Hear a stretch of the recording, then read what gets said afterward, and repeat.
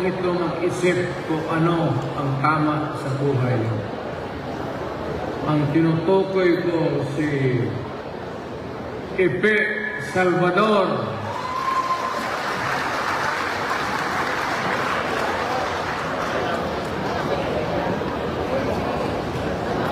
Ang sunod, napag-usapan na natin kagabi ito. We talk about matagal kagabi ang usap kami nito dito.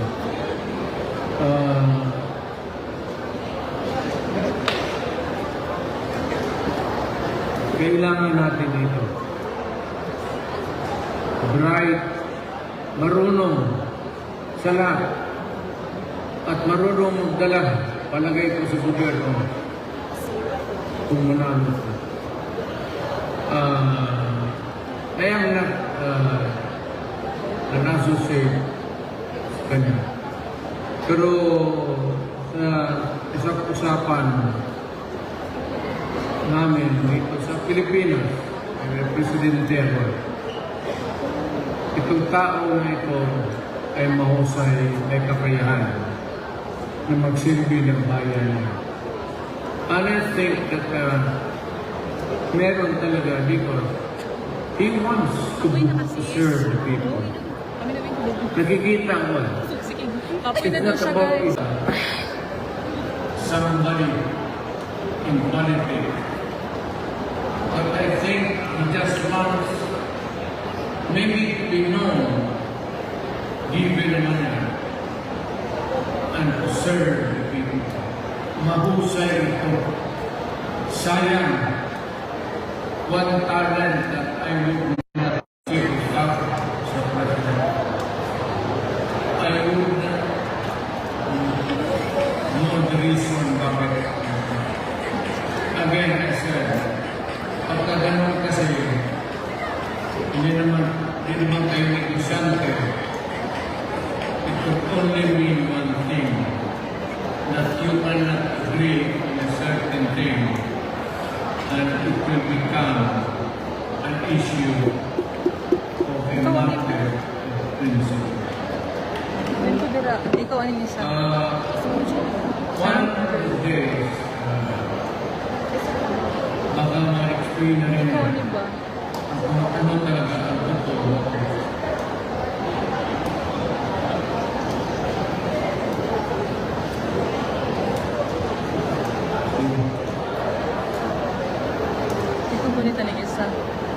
Kani.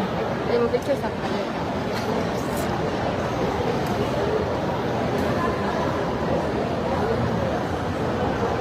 But maybe one of these days, coming from me, I would rather ang balance sa kanya.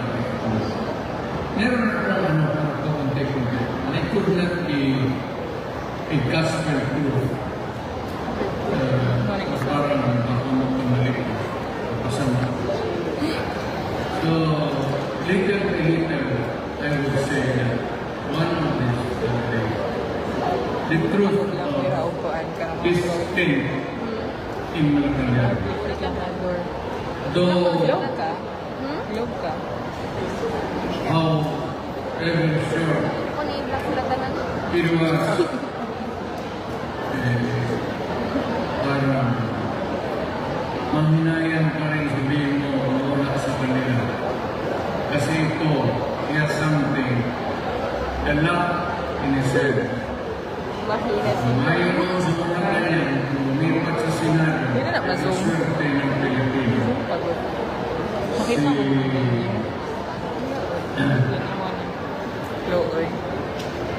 Attorney anak na lang. Victor. Anak, tama.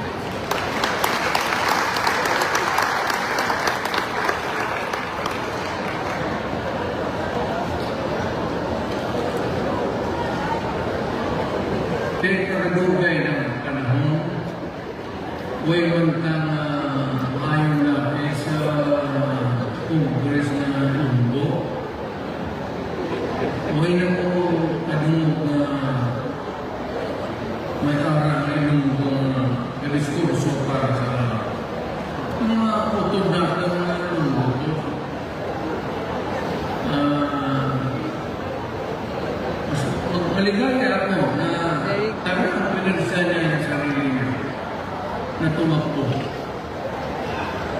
At sabi ko sa kanya, sabi niya, oh, pwede ba ako tumakbo? Sabi ko, sobra pa dyan. Kasi wala na kayong masyadong, you know, we are a nation of sorts. Ilocano,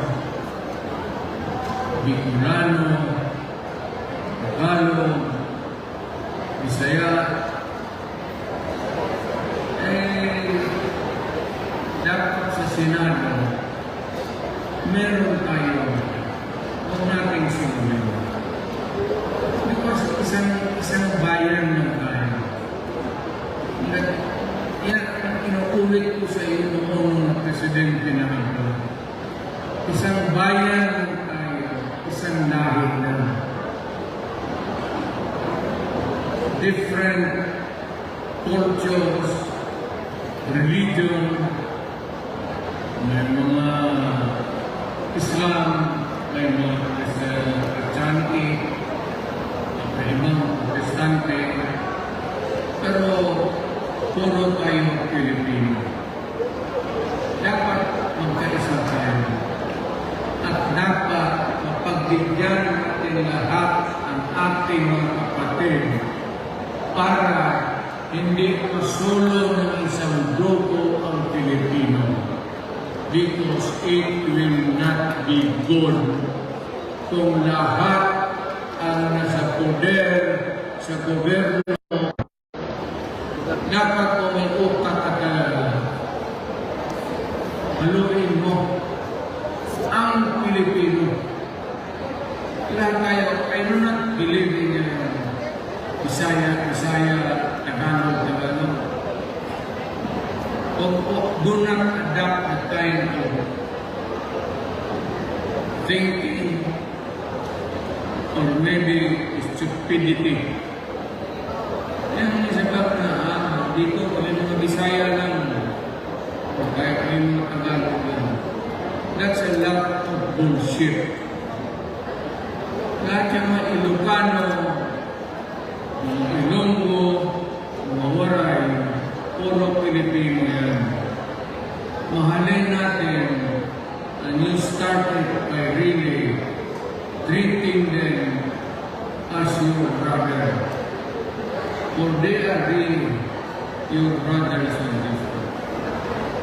Magkaiba naman ang salita that we are all Filipino. At dumaan kasi tayo ng imperialismo. What delayed our being together as one was hampered by the years of imperialism started by the Spaniards. Near 400 years. Naisip ba ninyo gaano katagal na hinawakan tayo ng Espanyol for 400 years? Pagkatapos nagkagera sila yung bibigat noon natalo ang Espanyol, ang Pilipinas kasali doon sa partida. Kaya napunta tayo sa Amerika. Hindi tayo in-invade ng Amerika. Then we went to the shores of the Philippines armed and to conquer. We were handed by one power to another on a silver platter. Kaya sa inyo mga bata ngayon, hindi masyado. Pero sa amin na pinagpuntahan. Kaya medyo ako may ayaw ko lang ano kasi madadamay ko ang bayan. Pero nung early on, bata pa ako, masangsang ako magsalita sa mga foreigners, banyaga, tawag sa Bisaya. Bakit sila pumunta dito at pinapigalaman nila ang buhay natin? may galit ka, masama loob. Wala na sa akin. Ay, yung mga luro natin, pinahirapan nila. Ano, nandiyan na.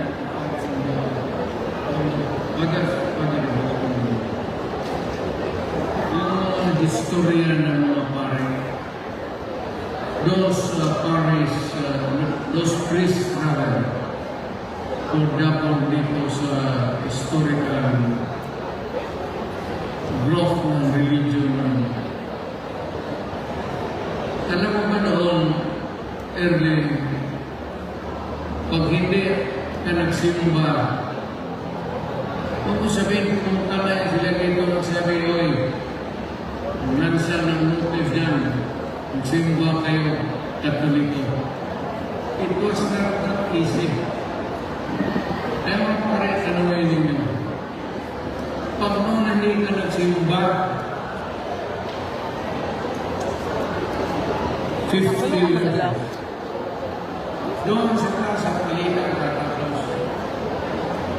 Pag hindi ka lang nagsimba, wala ang question yung Diyos, kaya ako talaga rin naniwala ako. But the fact is that yung religion, dumating yan dito sa Pilipinas, hindi ganun ka-dali. Hindi ko sa inyo, yung hindi nagsisimba noon, binubugbog talaga. Early on.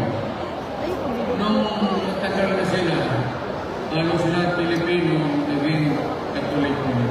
Ara na magdahalan na. Yan. Click lang yung siya.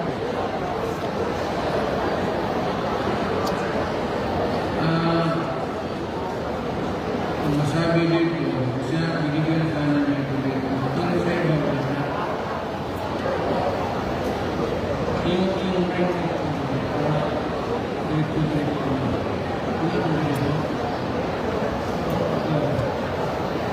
hindi ba bang yung bigyan ko ng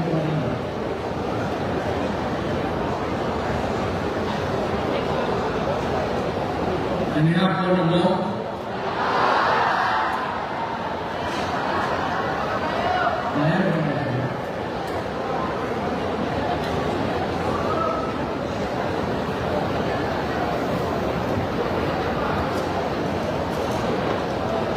Na may bagang karindiris gawas. Mawala ko pumahilan mga charge ni Adobe.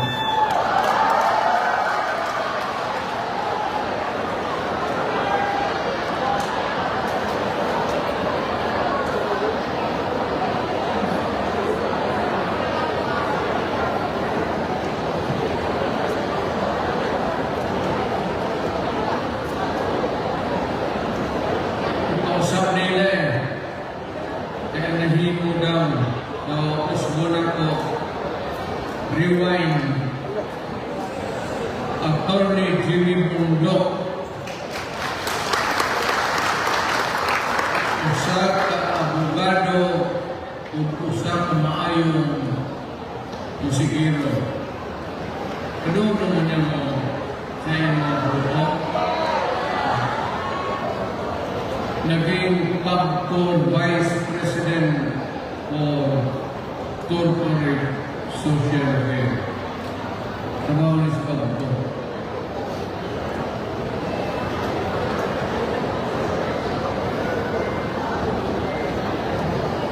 Kung ano yung nagawa niya sa after determination, siya rin siguro ang magsabi. Pero number 10 ito sa Aluta. Ulitin natin ulit si Senator Bato. Ang honor to PNP Chief at naging Bureau of Corrections Director General. Ngayon, siya ay Chairperson ng Senate Committee on Public Order and Dangerous Special Committee on Marawi Rehabilitation. Ngayon din ay siya ito. Kita ng trabaho niyo. Sigurado, hindi na niya pabiyaan.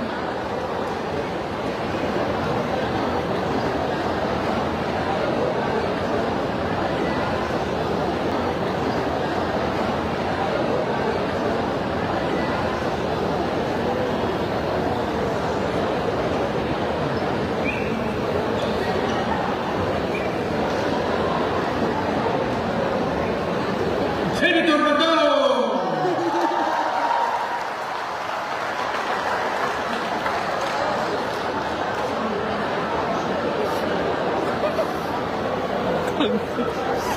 Ilang ang isuwat mo rin ako ng usamon. Si Senator Bongo naging assistant ko sa mahigit 2 dekada hanggang sa naging special assistant to the President.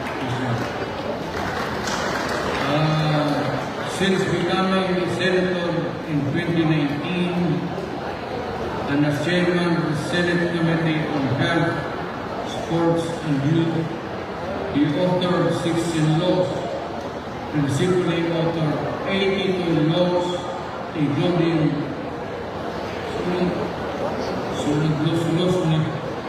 authored 16 laws, and principally authored 80 laws, including 80 laws, establishing training public hospitals, and co-authored or co-sponsored 185 laws na batas na umasa sa ating buwan. Gurguro Kabong, ang narin niya na ilapit ang servisyo ng gobyerno sa mga Pilipino, lalo na sa mahihirap at pangailangan. Sigurado tanggarin muna ilipat ang serbisyo ng gobyerno sa Pilipino. Okay pa ninyo ito. Lalo na sa mahirap at pangailangan. Daghan mo yung ribo. Kaya mo? Kwarta lang po. Kwarta mo. Sapo. Sapo. Kwarta.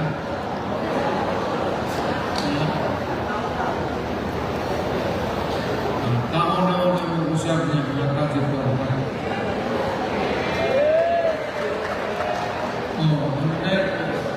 Dili siya naman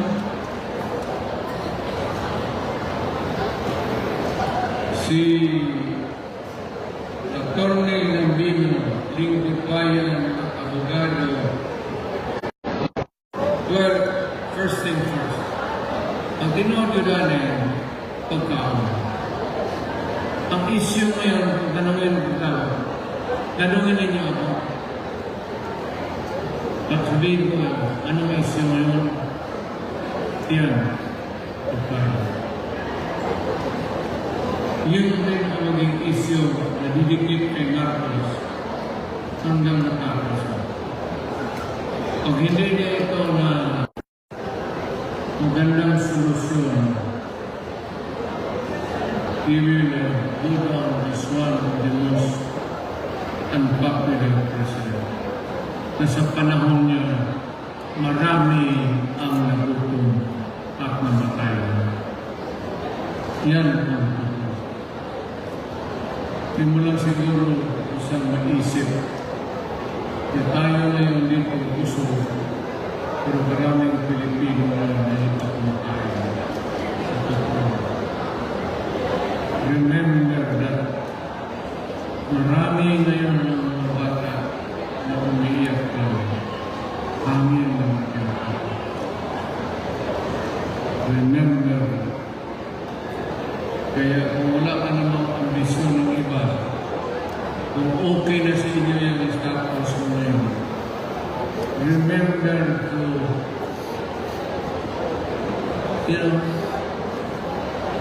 join any charitable sa simbahan, itulog tayo. Attorney Raul Lambino, isang lingkod bayan at abogado siyang